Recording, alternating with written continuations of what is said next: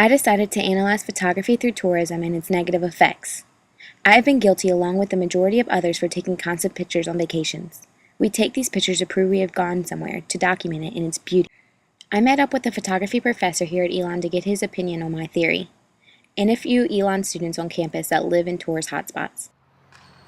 Hi, my name is Ali Quintana, and I'm from Miami, Florida, and I am a freshman here at Elon. There's this place called Little Havana in Miami, and you see a lot of tourists there taking pictures of Cubans smoking tobacco, playing dominoes, just to try and get the whole full effect of the Cuban Hispanic lifestyle, and saying that when they went to Miami, that's what they saw, and that's not what Miami's all about. There's definitely good and bad sides to every city, especially one with a lot of people in it.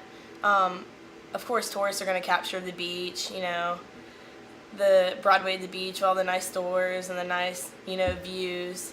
But there's bad and there's crime in like every town, but you're not going to take pictures of that. Like, you don't remember bad things or seeing homeless people. Like, you don't want to remember that when you take a vacation. Does capturing your own aesthetic beauty from these places allow you to better understand the place or attraction?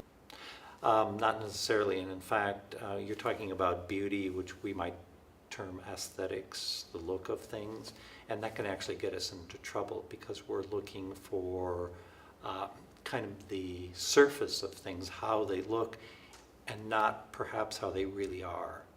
And so the images we bring back, again, are partly what we want to see. We want to see beautiful things, sometimes exotic things, sometimes really essentialistic notions of what things are.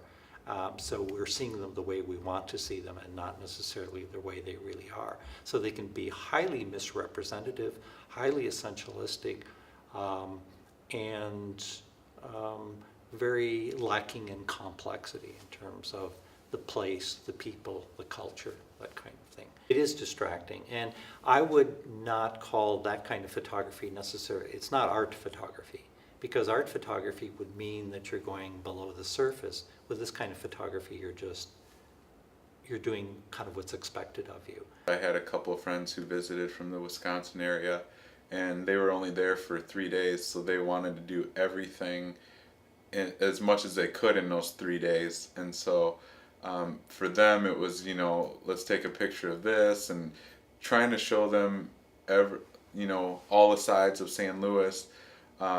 I found that a lot of times we were kind of rushing through things, so for them to capture it, and enjoy the memory was kind of tough, I think. And like I said, part of St. Louis and the benefit of that area is it's a slower paced life. You don't have the same traffic as you do in SoCal or Northern California, and it's kind of an area that, they call it the slow life for a reason. So a lot of times if you come in as a tourist and it's only for 2 or 3 days, a lot of times you try and do so much that you don't really capture the effect of what it's like to live there in the slower paced life. Certain things they do, like as far as driving and never knowing where anything is or constantly snapping pictures, you can always tell apart. So Overall, I think this can relate to everyone and give you a different perspective on photography and tourism. I didn't choose this topic to make you scared or guilty for taking pictures while vacationing, but rather to consider your limits and see how it's affecting others.